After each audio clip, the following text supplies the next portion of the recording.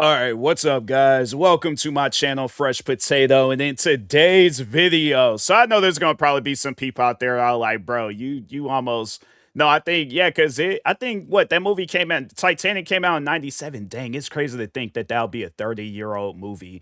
It doesn't even seem like it's been that long. But I mean, yeah, because I am turning 30 this year. So yeah, it's it's just, time. Like when I think of 30 years ago, like I think of how I was thinking when I was a kid, when 30 years ago was the 70s, not the 90s. I'm like in the late 90s at that. Yeah, it's just it's wild, man. It's wild getting older. But anyways, no, I know people are gonna probably be all like, bro, you late to this. Like, why are you just now doing a review? Yeah, I was like a year old when this movie came out. Then on top of that, too, I feel like that there probably is some people out there that haven't even seen Titanic. Like this is a movie that they haven't sat down and watched, and they just kind of need some insightful information on whether or not they should watch this movie.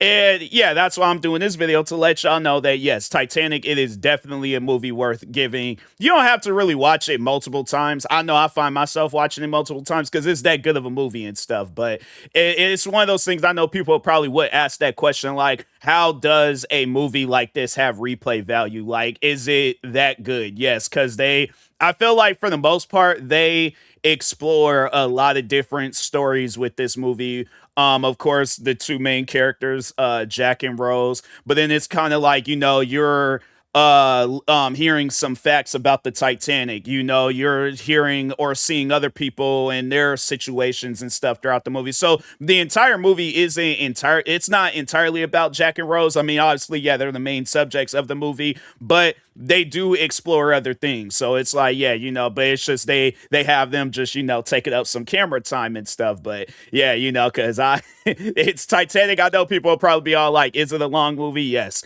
Like if you haven't looked up the time and stuff, this is how long the movie was. Back in the day, they needed two VHS tapes just to have it where you watch this movie. So when you finish one half of the movie, then you start watching the other half of the movie. That's how long this movie is. Like they have it where I think the first half it goes all the way up to where like the boat like I guess like right before it starts to sink, and then or I think it might have been like before, was it before or after they hit the iceberg? I just remember the first half was like showing it kind of like beforehand, like all the different stuff that was going on. Then the second half was showing like what happened after, like when after the I think it hit the iceberg. I think that's how the movie went, but on the VHS tapes. But yeah, now it's like you could potentially rent out this movie. If not, it might be on a I was getting ready to say a Titanic service, but no, it might overall be on a streaming service. Yeah, yeah, it's on Netflix. Hold on for a second. It's on Netflix, Pluto TV, Paramount Plus. You might be able to watch it because they have like a prime time subscription on YouTube, the Roku channel subscription, Amazon Prime subscription. I think you can rent it either on Google Play or Apple TV for $3.99. Oh, and the same for Fandango too. Where you can rent it for those three services for $3.99. So yeah, it doesn't even cost that much to rent the movie, but it's definitely a movie where I'm like, if you do have the free time to watch it, it's pretty good. It's definitely one of those movies where it explores a lot of different stories within, like, yeah, stuff about the Titanic ship, and then kind of like some facts about actual people that were, because not everybody is because yeah, when I was a kid, I always had thought Jack and Rose was real people, because I'm not gonna spoil the movie for you guys, but yeah, it does kind of like explore like roles and stuff like out, I guess outside of the Titanic and things like afterwards and stuff. And I remember looking that up, and was all like, what did Rose do after the Titanic? And then that's when they was all like, oh yeah, Jack and Rose are fictional characters from the movie. I'm like, whoa, wait a minute, time out. Flag on the play, 10-yard penalty. We gotta go back on this. What do you mean that Jack and Rose is fictional characters? Yeah, bro, I was upset when I found that out. I was like, yeah, kidding me. I was like, nah, bro. I'm like, James Cameron then took me on this wild ride. I'm over here thinking, I'm like, I'm like, nah, bro, you can't do that to people, So, but no, the thing is this though, it's like, I felt like that if you would have taken away Jack and Rose's parts, the movie probably would have been a lot shorter, but it definitely would have felt empty. It's it's like dang, we gotta add something to this movie and stuff. And I feel like that had to have been the game plan when doing this movie, is that yeah, we gotta like have it where it's like it's based inspired by a true event, but also have it where there's some fictional stuff going on too. So but no man, for the most part, it's definitely one of those movies where it's like if you read about it and then you're like, oh, it don't seem like it was all that interesting. No, you got to actually watch it. It's one of those movies. And then James Cameron being behind it, that's one thing about it,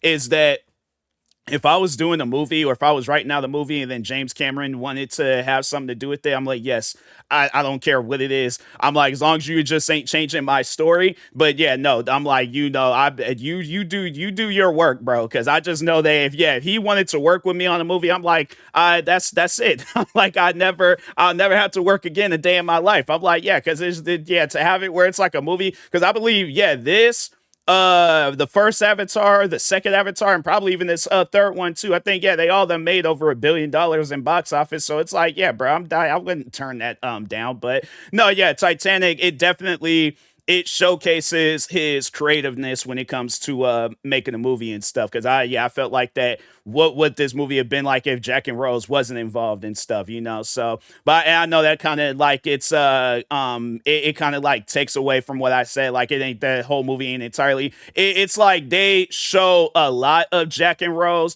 but at the same time too, it's like it kind of fits into the movie and stuff. So, but it ain't like it's just like yeah, it pretty much is a romance movie and things. But I feel like yeah, if you take that away, then it's like okay, it's just they spend. I mean, I guess they could have did that too, where it's like they just had it where the movie was strictly about the Titanic. But at the same time, I think the reason why the movie wasn't strictly about the Titanic is because there wasn't a whole lot of facts from the Titanic. And I think what it's like a lot of the victims a part of the Titanic, they probably either wasn't they either had already had passed because well, it was like a lot of adults that was on there, and it was probably kids that don't remember. Oh, they just like probably the kids if they did remember anything. It's like yeah, yeah, and they was probably too young to to I guess like sit down and be all like, oh yeah, I remember when this happened. It was like yeah, the boat started sinking, and then next thing you know, I was in the water. I was like, yeah, that's the most that people can come up with. So yeah, I think that it had to have had like some sort of story because I mean you see where at times because I guess I just say when the times I watch like biblical movies, like they're creating the like whole new like because you don't know what they were talking about during that time frame and stuff. You don't know what was going on during that.